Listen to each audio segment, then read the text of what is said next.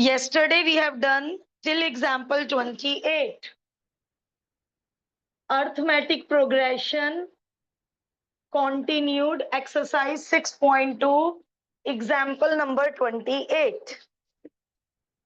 In a potato race, 20 potatoes are placed in a line at intervals of 4 meter with the first potato 24 meter away from the starting point. A contestant is required to bring the potatoes to the starting place one at a time. एक potato एक बार में उठाने के लिए allowed है, तो उसको कितना आना जाना पड़ेगा सारे पोटैटोज को स्टार्टिंग पॉइंट पे लाने के लिए। देखने में ही क्वेश्चन इतना ऑकवर्ड है, वरना देखो क्वेश्चन कितना इजी है।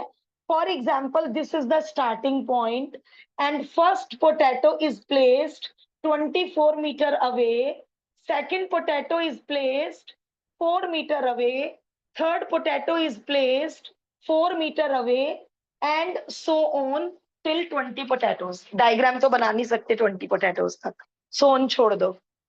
Okay, therefore total distance covered by the man will be, चलो भाई लगाते हैं दिमाग, देखो तो कितना इजी है, दिमाग लगाते हैं। Total distance covered by the man will be, पहले पोटैटो के लिए 24 जाएगा, 24 आएगा, प्लस पहले पोटैटो के लिए 24 गया, पोटैटो उठाया, 24 आ गया, यहाँ पे कलेक्ट कर दिया। दूसरे पोटैटो को उठाने के लिए 24 + 4 जाएगा और आएगा। इसको भी एक काम करो, मैं ट्वाइस में लिख रही हूँ, इसको भी ट्वाइस में लिख देते हैं। 24 जाना, 24 आना। सेकंड पोटैटो के लिए 24 + 4 जाना और इतना ही आना, फिर वापस यही आ गया, क्योंकि एक ही पोटैटो उठाना अलाउड है। थर्ड पोटैटो उठाने के लिए इतना जाना और इतना ही आना, and so on till 20 terms. क्यों लिखा मैंने? क्योंकि 20 पोटैटो है ना, 20 पोटैटो है, तो ये काम कब तक चलेगा? 20 टर्म्स तक चलेगा। इसका कैलकुलेशन बोलो। 48 48 2 जा इतना 56 कैसे? अच्छा सॉरी, ये तो 28 है। ओके, मैं कुछ गलत कर रही थी। यस, ये इसको ऐड करो 64। बस 3 टर्म से आपको नॉलेज हो जाएगी एपी है या जीपी है। अभी नेक्स्ट टॉपिक, अब हमें जीपी ही पढ़ना है। ज्योमेट्रिक प्रोग्रेशन में लीव कम लेने की कोशिश करना, नया टॉपिक है, कभी पढ़ा नहीं है पहले। Now it is an AP with first term 48 and common difference is 8। Common difference is 8, तो लगा दीजिए formula n/2 2 into a plus n-1 into d, d is 8, और जो आंसर आएगा उतने metre will be the answer. इसको जो solve करके आंसर आएगा, तो कितना इजी क्वेश्चन था। पोटैटो टिपिकल होगा, कितना इजी क्वेश्चन है। जस्ट जरा सी जनरल नॉलेज कि पहला पोटैटो पिक करने के लिए 24 जाना, 24 आना।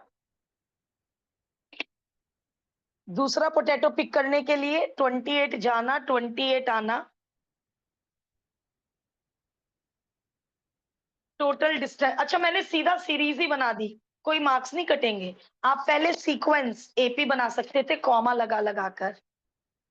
आई हैव मेड सीरीज, तो one and the same thing, कोई मार्क्स नहीं कटेंगे।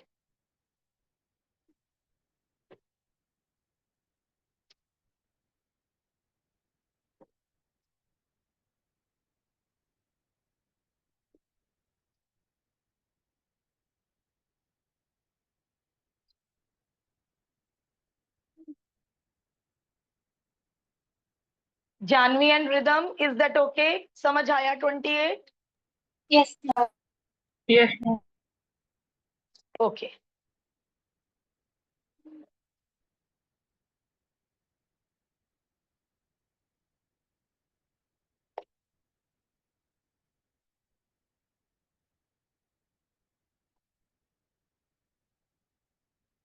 जो लोग कर चुके हैं वो 29 को बार बार रीड करके समझने की कोशिश करो। मैं अभी कराती हूँ 29। Read the word problem again and again, at least twice और थ्राइस तो पढ़ो कि वो कहना क्या चाह रहे हैं वर्ड प्रॉब्लम।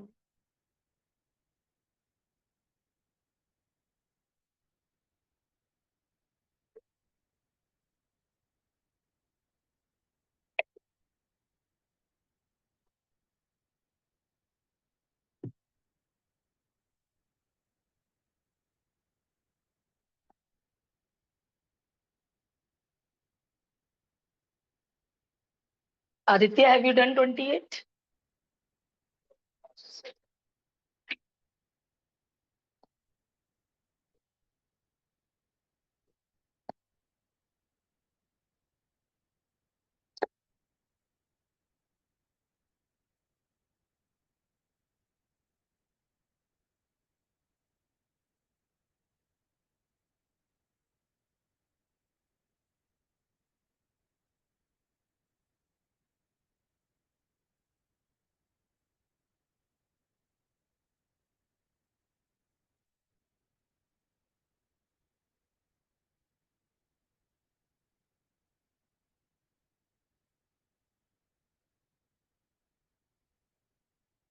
Done, okay. 29, एक फार्मर ने एक ट्रैक्टर खरीदा 12,000 रुपए का। 6,000 तो उसने तभी की तभी कैश दे दिया। अब जो 6,000 बैलेंस बचा, वो हर साल 500 रुपए की इंस्टॉलमेंट में वो 6,000 पे करेगा। अब दुकानदार इतना बेवकूफ तो है नहीं कि वो कहेगा कोई बात नहीं, बचे हुए पैसे आप हर साल 500 रुपए दे देना। साथ में क्या लेगा दुकानदार? इंटरेस्ट। कितना इंटरेस्ट लेगा? 12% on the unpaid amount. 12% on the unpaid amount. Okay, cost of the tractor is 12,000, paid in cash 6,000। तो बैलेंस टू बी पेड कितना अभी उसे पे करना है? 12,000 में से 6,000 पे कर दिया, 6,000 उसे पे करना है। मान लो वो इंटरेस्ट ना ले शॉपकीपर, तो 6,000 पूरे करने में कितने साल लगेंगे? 1 साल। मंथली देना है? एक बार मैं देख लूं मंथली है क्या। एनुअल है बेटा। कितने साल लगेंगे 6,000 रुपए उतारने में, 12 कवर years, करने में बैलेंस? दोबारा बोलो जानवी। 12 years, 12 ईयर्स लगेंगे। नंबर ऑफ ईयर्स, अरे कितना सिंपल क्वेश्चन पूछा। 6,000 रुपए पे करने हैं, 1 साल में 500, 2 साल में 1,000, 3 साल में 1,500, 4 साल में 2,000। तो 6,000 उतारते उतारते उसको कितने साल लग जाएंगे? 12 साल। तो वो 12 साल तक हर साल 500 देगा प्लस इंटरेस्ट। तो अब मैं बनाऊंगी series total interest to be paid by the farmer. चलो अब जरा इंटरेस्ट ही है इंपॉर्टेंट। 12% of unpaired amount. पहले साल कितने हैं अनपेड? 6,000 अनपेड। 6,000 पे करने हैं ना, अनपेड 6,000। ये कैसे आया? P into r into t upon 100। P into r into t upon 100। Principal 6,000, rate 12%, time 1 साल अपॉन 100। ये पहले साल इंटरेस्ट देगा। दूसरे साल कितना इंटरेस्ट देगा बताइए? Very good, 5,500। लास्ट ईयर एक बच्चे ने पता है 5,500 की जगह क्या ले लिया कि मैम 500 दिए, साथ में ये भी तो दिए। तो उसने 6,000 में से क्या माइनस कर दिया? 500 भी और ये इंटरेस्ट भी। तो उसका पूरा क्वेश्चन गलत हो गया। इंटरेस्ट तो एक्स्ट्रा जा रहा है। अनपेड अमाउंट मूल में से, नहीं मूल नहीं, हिंदी में कुछ बोलते हैं इसको, जो एक्चुअल मनी है उसमें से भी कितना अनपेड है? 5,500। नेक्स्ट ईयर कितना इंटरेस्ट देगा? 500। 5,000 का 12%। एंड ये प्रोसीजर कब तक चलेगा? हाँ, अब ये सीरीज बन गई तो मैंने टर्म्स लिख दिया। 12 ईयर्स भी लिख दोगे, इतनी छोटी बात के कौन नंबर काटेगा। तो ये हो गया टोटल इंटरेस्ट। अब इसको हम कैलकुलेट कर लेते हैं। सॉल्व करूं, बल्कि मुझे 12% कॉमन नहीं ले लेना चाहिए था। चलो अब ले लेती हूँ 12 कॉमन। तो 6, अरे वाह कितनी इजी एपी बनी। बताइए फर्स्ट टर्म यहाँ कोने में बता दीजिए, first term is 60 and common difference is -5, so n/2 2 into A plus n-1 into D, ये आ गया इंटरेस्ट। अब मुझे बताओ उसे ट्रैक्टर कितने का पड़ा, क्या वर्ड्स लिखूं? Total cost of the tractor.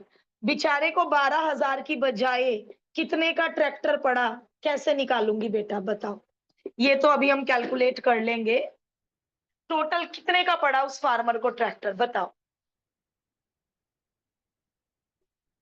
कितना?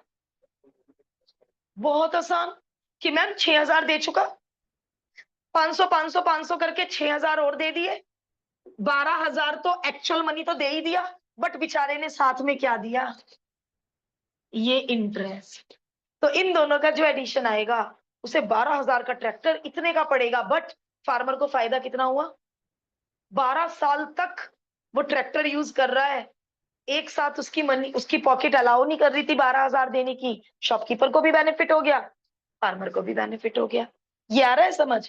6,000 तो उसी टाइम दे दिए, 6,000 12 सालों में दे दिए, 500 500 500 करके, और साथ में ये टोटल इंटरेस्ट पे किया। तो इन दोनों का जो एडिशन होगा उतने का उसको ट्रैक्टर पड़ेगा। तो ये क्वेश्चन भी एपी का अच्छा वर्ड प्रॉब्लम है। कोर एनसीईआरटी में ये सारी वर्ड प्रॉब्लम है, एनसीईआरटी में जितनी भी हम कर रहे हैं। Nice question. और कल वाला भी बहुत बढ़िया क्वेश्चन था भाई, हर दिन 4 वर्कर छोड़ के जा रहे हैं काम, वो क्वेश्चन भी बहुत अच्छा इंपॉर्टेंट बढ़िया क्वेश्चन था कल वाला।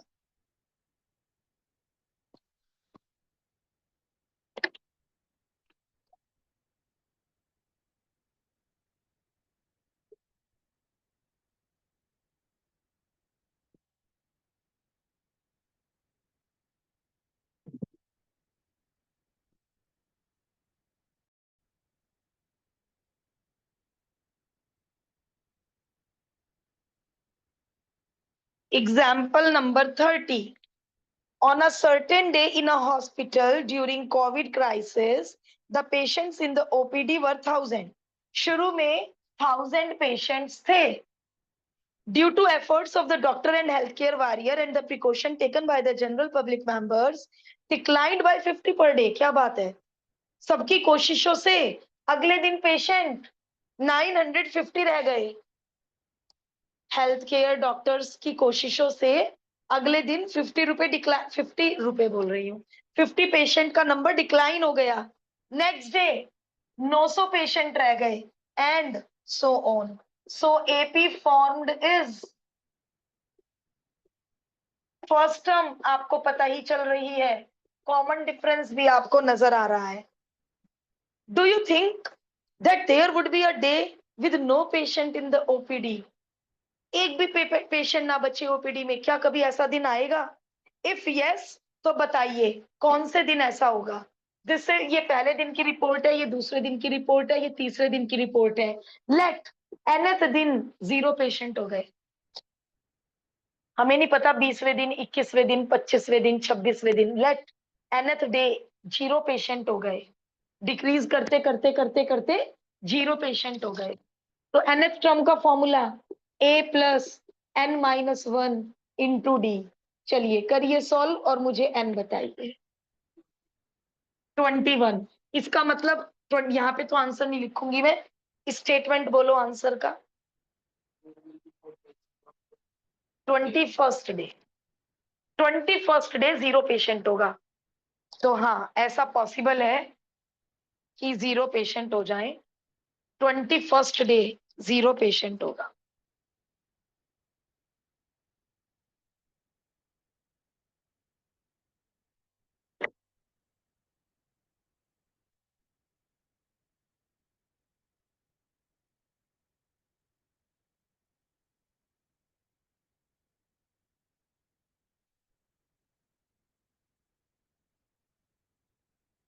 From the very first day हमने एग्जाम्पल 5 बीच में छोड़ रखा है, और आपको खुद भी लगेगा कि मैम इन 30 एग्जाम्पल्स में ओनली 5 ही हॉट्स लेवल है, बाकी 29 ओके हैं और हमने 10th में कर रखे हैं, बट 5th आपने 10th में नहीं कर रखा है।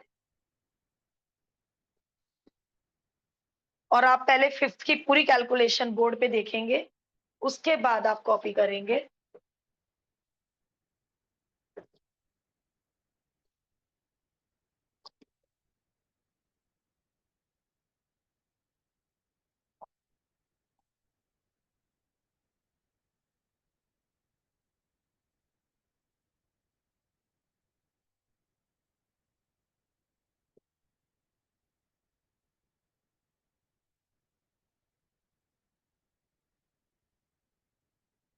एक चीज और,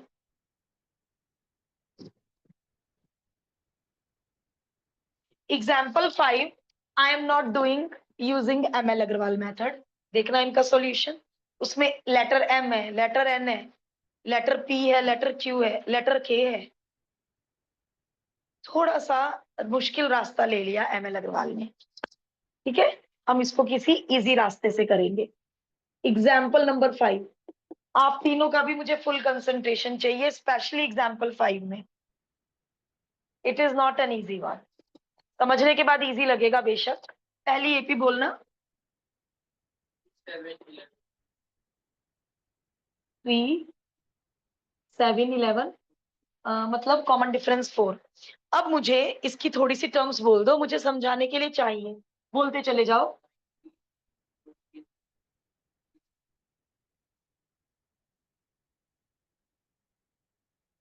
चाहिए अभी थोड़ी सी और चाहिए, कहीं एडिशन गलत तो नहीं चल रहा है? सही वो 44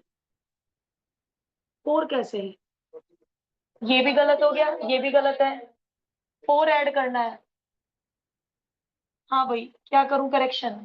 35 39, 4 ऐड करना है, 43 47 51, एंड लास्ट बोलना 3 6 है। ये साथ साथ नहीं कर सकते, आदमी का पेन ड्रॉप कर दो और केवल ये, क्या बेटा? अच्छा ओके, सेकंड एपी बोलो आदमी का। 23, अच्छा 7 ऐड हो रहा है।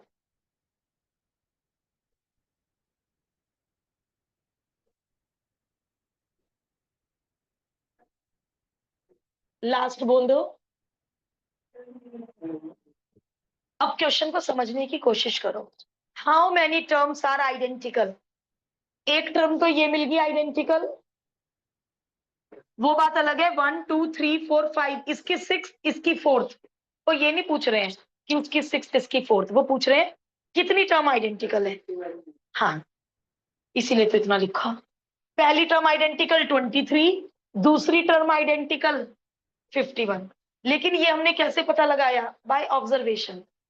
तो अब कहीं कोई टीचर नंबर ना काट ले कि ये क्या तुक है, बाय ऑब्जर्वेशन पता लगाया। तो मैं इसका एक और तरीका पता लगा बता रही हूं आपको। बाय ऑब्जर्वेशन वी गेट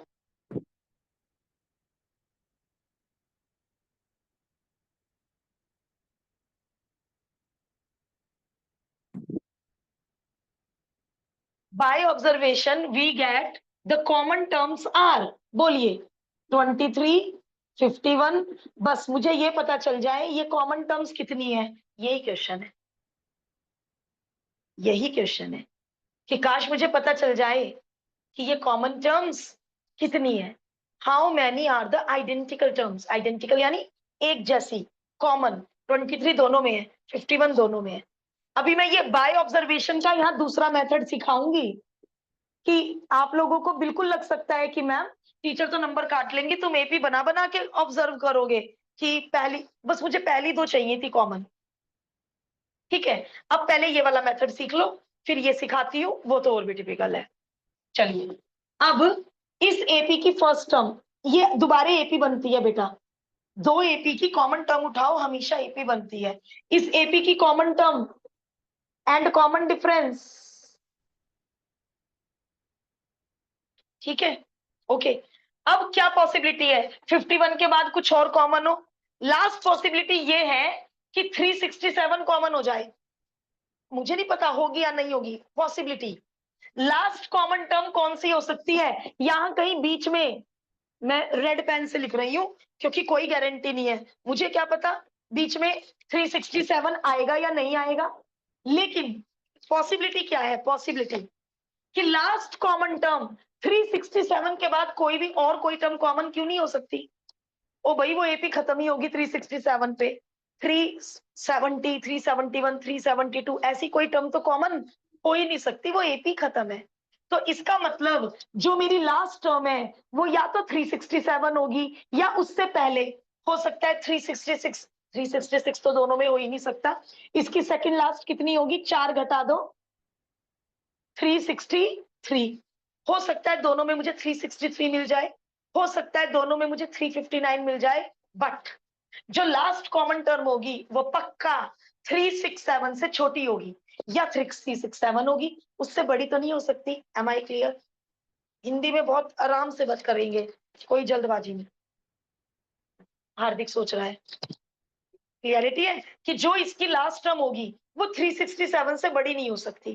तो जो इसकी लास्ट टर्म होगी 23 plus A plus N minus 1 into D, वो या तो 367 होगी या 367 से छोटी होगी। जानवी, आश्रय, रिदम, इस स्टेप पे मैं स्टार बना रही हूँ। ये स्टेप समझ आ जाए तो बहुत बड़ी बात है। Yes, ma'am. मतलब पॉइंट क्लियर ही है यदि ये स्टेप समझ आ गया। अब कुछ नहीं रहा क्वेश्चन में। 23 प्लस 28n माइनस 28, 28n ये बचा -5 जो उधर जाकर हो गया +5। 28n less than equal to 7 और 5 12 n 372 अपॉन 28। 2 से कटिंग हो रही है, 4 से भी कटिंग हो रही है। 4 7 जा 4 9 जा 36, 4 3 जा 12, सो 93 डिवाइडेड बाय 7, 7 1 जा 7, 7 3 जा 21, n is less than equal to 13 whole 1 upon 7।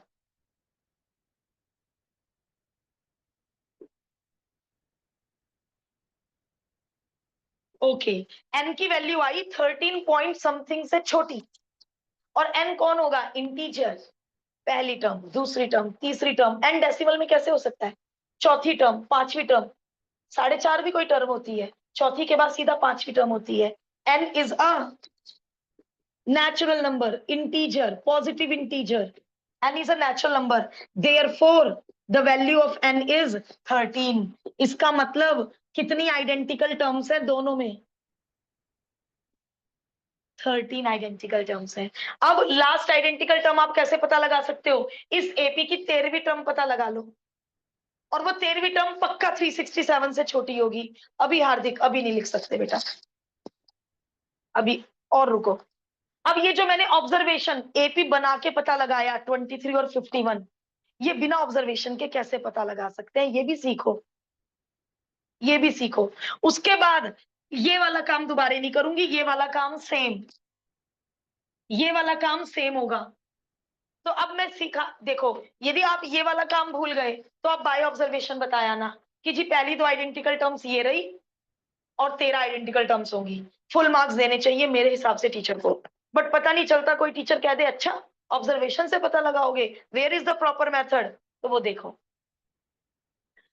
चलिए लेट उसकी mth term 3 plus m minus 1 into d d d d d, और इसकी nth टर्म इक्वल है, nth term 2 plus n minus 1 into d d 7, जो मैंने ऐसे पता लगा दिया था कि इसकी 1 2 3 4 5 6, इसकी 6th और इसकी 4th इक्वल है। मुझे क्या पता, वो तो एपी बना के पता चला ना कि उसकी 6th और इसकी 4th इक्वल है, मुझे क्या पता। तो मैंने क्या मान लिया, लेट पहली एपी की mth term of first AP is equal to nth term of second AP.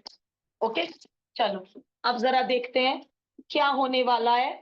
दो दो वेरिएबल है तो अंडरस्टूड है, इजी तो नहीं होगा, दो दो वेरिएबल है।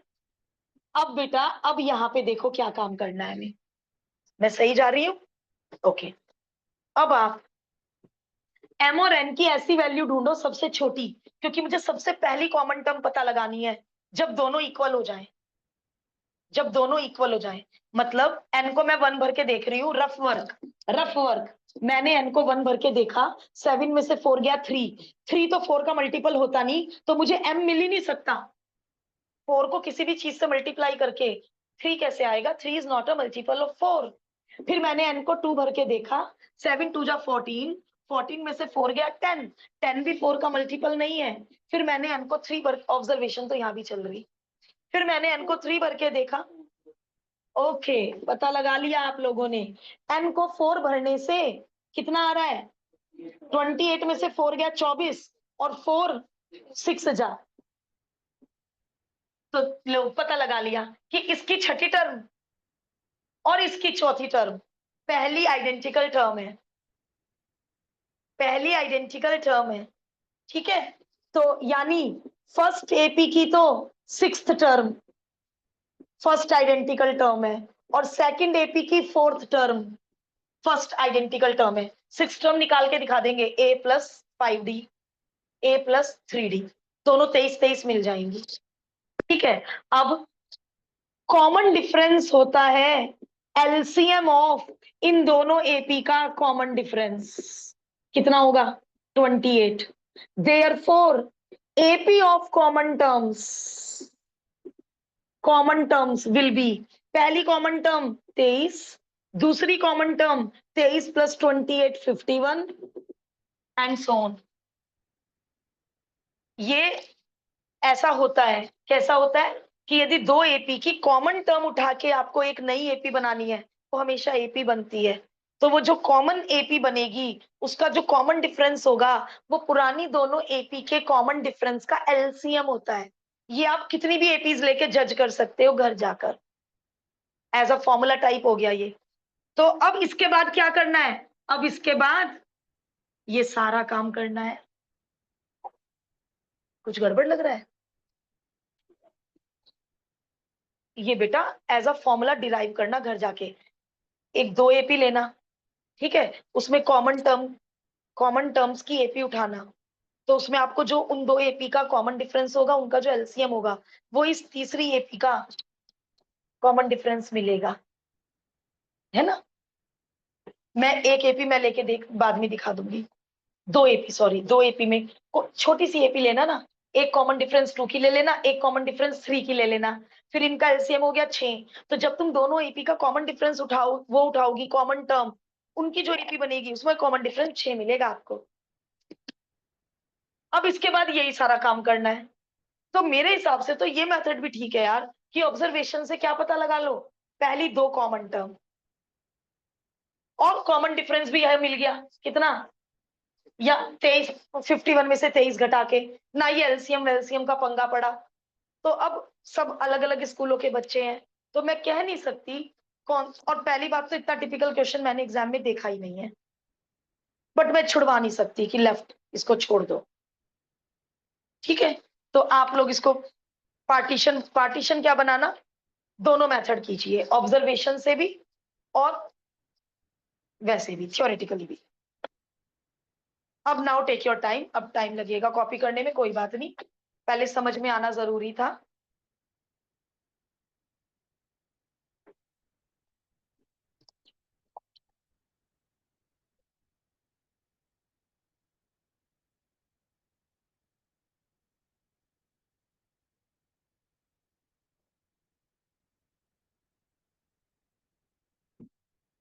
यदि मैं ये एग्जाम्पल 4 के बाद ही करा देती 5, तो आप लोगों को लगता पता नहीं एपी कैसा है आगे।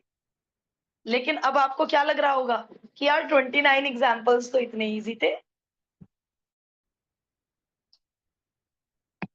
कोई बात नहीं, जितने डाउट आज हो पाएंगे उतने डाउट आज ले लो, 6.2 के डाउट्स बोलो, बाकी डाउट्स मंडे को।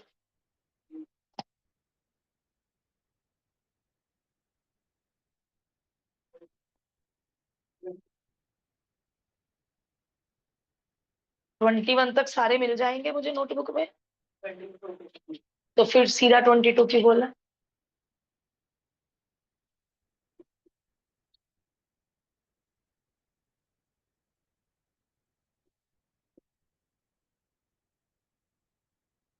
तीन दिन से दे रही हूँ ये जरा, 34 क्वेश्चन 3 दिन, मतलब इतना कम होमवर्क होता है डेली। आप पुराना रिवाइज भी कर सकते हो, होमवर्क भी कर सकते हो, और जो 3 दिन में भी होमवर्क नहीं कर पाए, सैल्यूट है उन बच्चों को। क्या ही करेंगे। Yes 16th question. चलो अभी रुक जाते हैं बेटा, हमारे पास 10 ही मिनट बचे हैं, मंडे को ही हो पाएंगे सारे डाउट्स, 2-4 अब करते हैं। X, Y, Z are in AP. It means second minus first should be equal to third minus second. AP में है तो it means second minus first is equal to third minus second, और I can write बीच वाले का twice, corner वालों का add. इसको आप अपने फॉर्मूला शीट में भी ऐड कर लो कि यदि एक्स वाई जेड एपी में हो तो बीच वाले का ट्वाइस कॉर्नर वालों का ऐड होता है।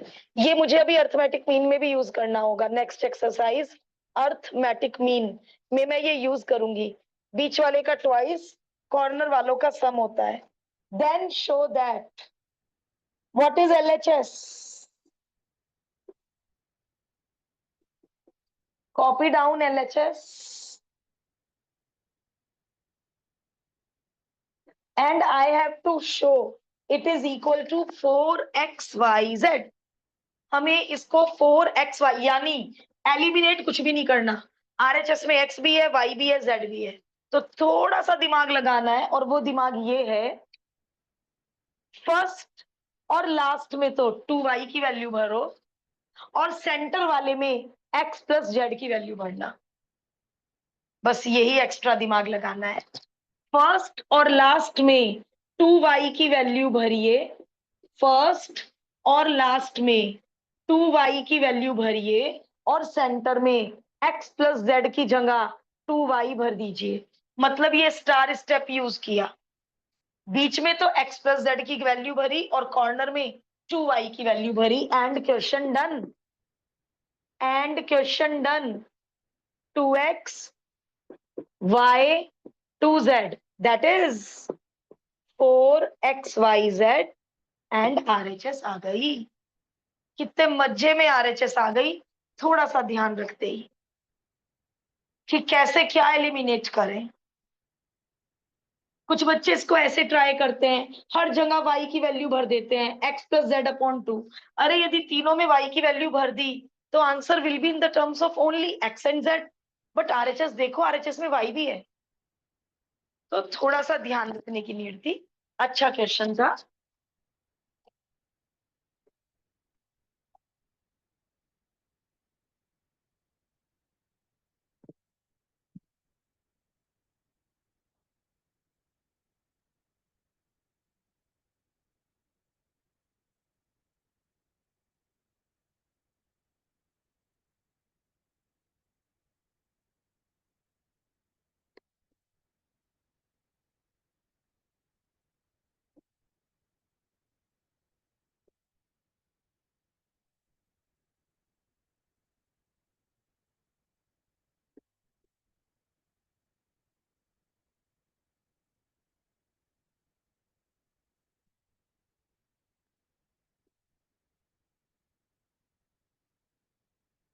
Sum of first n terms is this, p and q are the constant।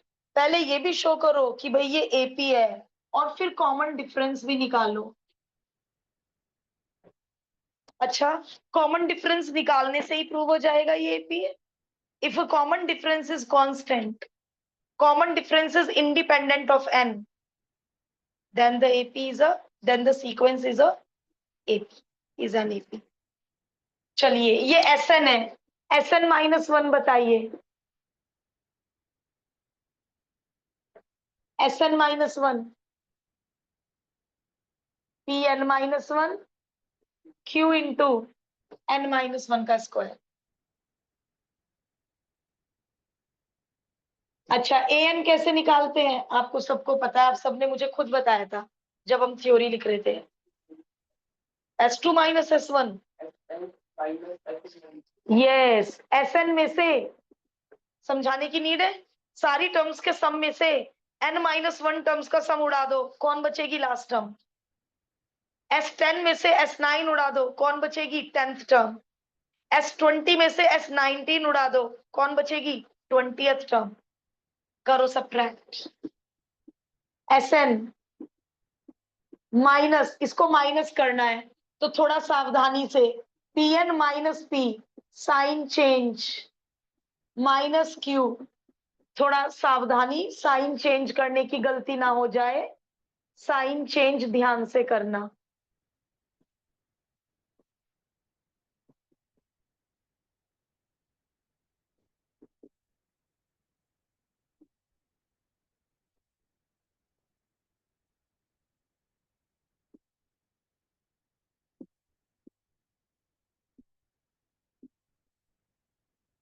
What is it which is linear expression in n?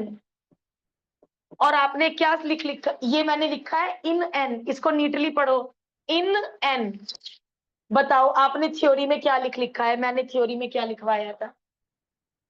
If an AP की nth टर्म हमेशा लीनियर एक्सप्रेशन होती है और सम quadratic, कायदे में तो ये यही पता चल गया ये एपी है, क्योंकि सम क्वाड्रेटिक एक्सप्रेशन है, which is linear expression in n, therefore the sequence is an AP। अब कॉमन डिफरेंस क्या होता है, nth टर्म में से इसकी प्रीवियस टर्म घटा दो। कॉमन डिफरेंस के लिए ये भी कर सकती हूँ, n को 1 भरो फर्स्ट टर्म आ गई, n को 2 भरो सेकंड टर्म आ गई, A2 में से A1 घटा दो। हाँ, A1 A2 A3 कितनी निकालोगे, मतलब फिर 2-3 बार कॉमन डिफरेंस निकाल के दिखा दो, वो भी ठीक है। 3 नहीं बेटा, 3 में तो मतलब कॉमन डिफरेंस थोड़ा 2-3 बार इक्वल दिखाना पड़ेगा।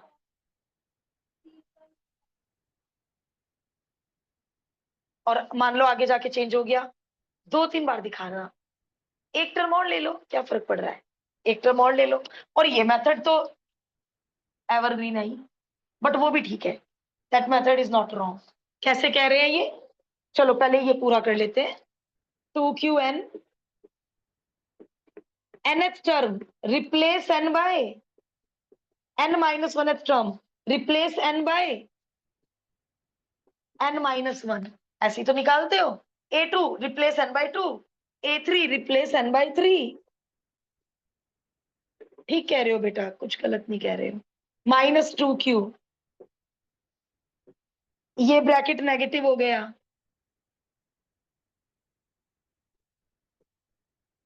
P भी खत्म, Q भी खत्म, 2QN भी खत्म, 2Q।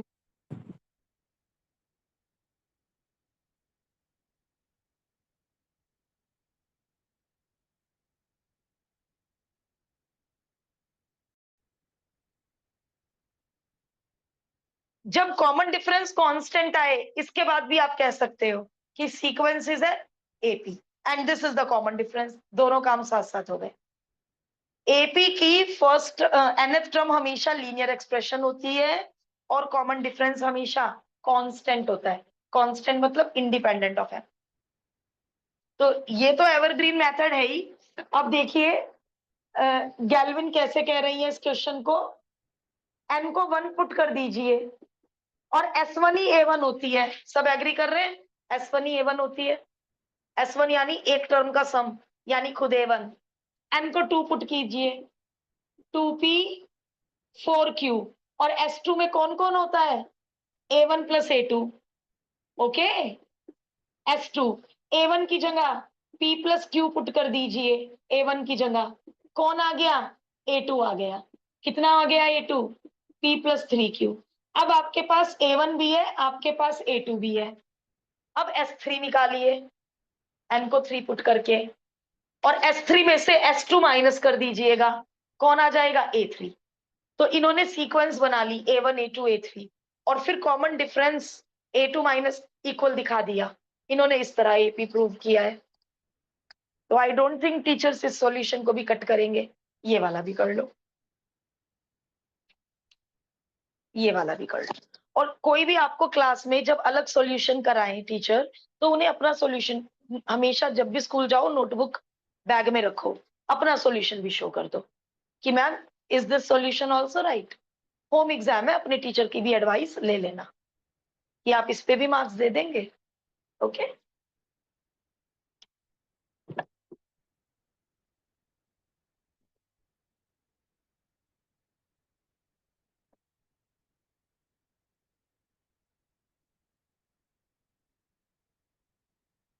क्वेश्चन है 13 में तो टाइम लगेगा, बाकी क्वेश्चंस कल करते हैं।